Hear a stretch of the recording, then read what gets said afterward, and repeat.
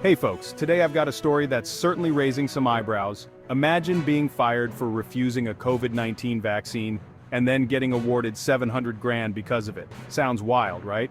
Well, that's what happened to a scientist, and I'm here to break it all down for you. So let's set the stage.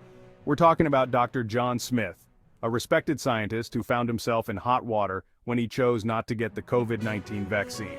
Now, before we dive into the details, it's important to understand why this is such a big deal. The pandemic has been a global crisis, and the vaccine rollout was seen as a key step in getting things under control. Companies, governments, and pretty much everyone were pushing for high vaccination rates. But Dr. Smith had his reasons for opting out. He cited personal health concerns and a belief in bodily autonomy.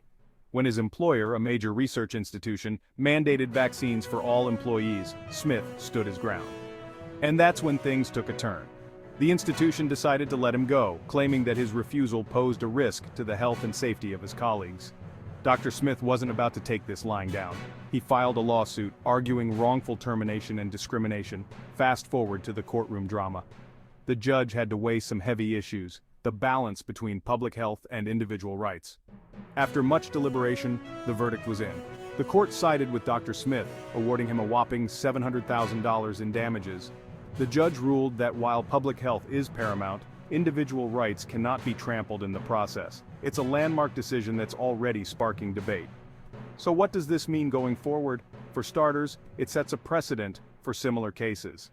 Employers might need to think twice before enforcing vaccine mandates, especially if they don't accommodate personal health concerns. It also fuels the ongoing discussion about where we draw the line between collective safety and personal freedom. This case highlights the complexity of navigating a pandemic. There are no easy answers, and it's clear that we're still figuring out how to balance the scales. And there you have it, folks. Dr. John Smith's story is a reminder that the fight for personal rights continues, even in the face of a global crisis. It's a story that's sure to have lasting implications on workplace policies and public health strategies. What do you think about this decision? Does it make sense to prioritize individual rights to this extent, or should public health take precedence? Let me know in the comments below. And if you enjoyed this breakdown, don't forget to like, subscribe, and hit that notification bell for more updates. Thanks for watching, and stay informed. This case also brings to light the broader implications for scientific communities and research institutions. How will they navigate the fine line between ensuring public health and respecting individual choices? Dr. Smith's case could very well influence future policies and decisions in these environments.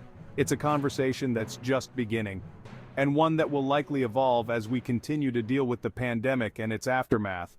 Policies will need to adapt, and so will our understanding of rights and responsibilities in a public health context. The scientific community in particular will be watching closely to see how this case impacts their work and their rights.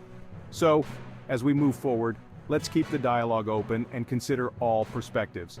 After all, navigating a global crisis requires both unity and respect for individual choices. It's about finding that delicate balance that allows us to move forward together. Here's hoping that Dr. Smith's story serves as a catalyst for positive change and thoughtful discussion, because at the end of the day, it's through these conversations that we can hope to find solutions that work for everyone.